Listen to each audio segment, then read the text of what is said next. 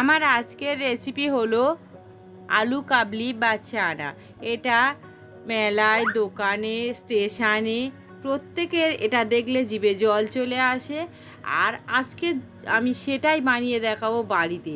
আর বাইরে ঘাটে কিনে খাওয়ার দরকার নেই, বাড়িতে বানিয়ে সবাই মিলে আনন্দ করে খাওয়ার মজাটাই আলাদা হয়।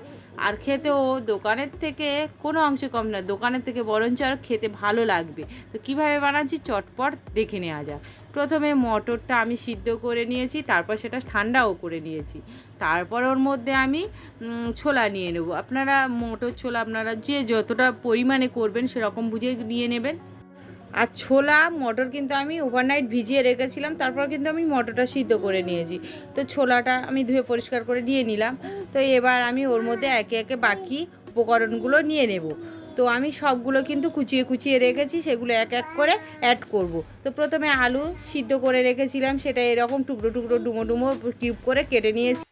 এখানে আমি আলু নিয়েছি কিন্তু দুটো মিডিয়াম সাইজে, সেটা সিদ্ধ করে ঠান্ডা করে নিয়েছি। এরপরে আমি শসা একটা মিডিয়াম সাইজের নিয়েছি, সেটা এরকম কুচি করে নিয়েছি। আর আপনারা যতটা পরিমাণ আলু কাবলি বানাবেন সেরকম বুঝেই কিন্তু সব কিছু কম বেশি করে নেবেন। তো এরপরে আমি একটা মিডিয়াম সাইজের টমেটো সেটাও এরকম কুচি করে নিয়েছি, দেখেই বুঝতেই পাচ্ছেন। এটাও দিয়ে দেব। পেঁয়াজও একটা মিডিয়াম সাইজের, সেটাও এই রকমভাবেই কুচি করে নিয়েছি চপ চপ করে। তো আপনারা পেঁয়াজটাও কুচি করে দিয়ে দেবেন।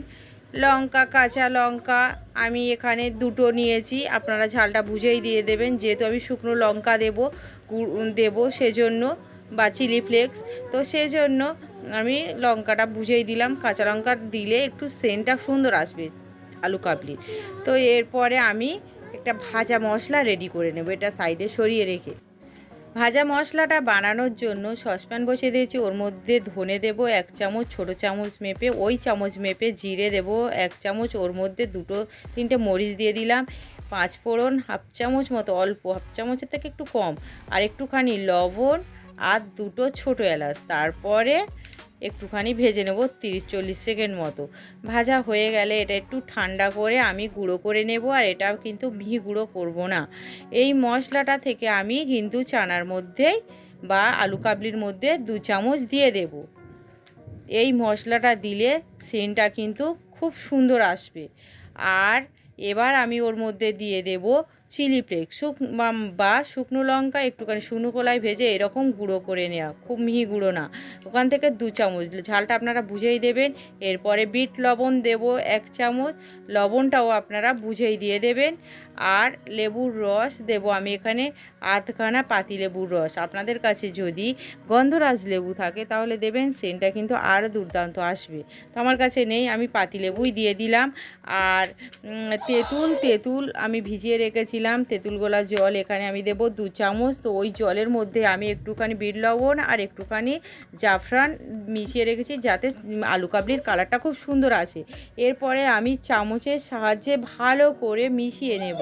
আর এই মিশানোটা কিন্তু খুব বেশিক্ষণ ধরে করা যাবে না, তাহলে আলুটা যেহেতু সিদ্ধ করা না, ঘেটে ঘেটে গেলে তাহলে আলু কাবলিটা একদম খেতে ভালো হবে না, হড়হড়ের মতো আসবে। তাই যা করতে হবে খুব তাড়াতাড়ি একটুখানি মিশিয়ে নিতে হবে।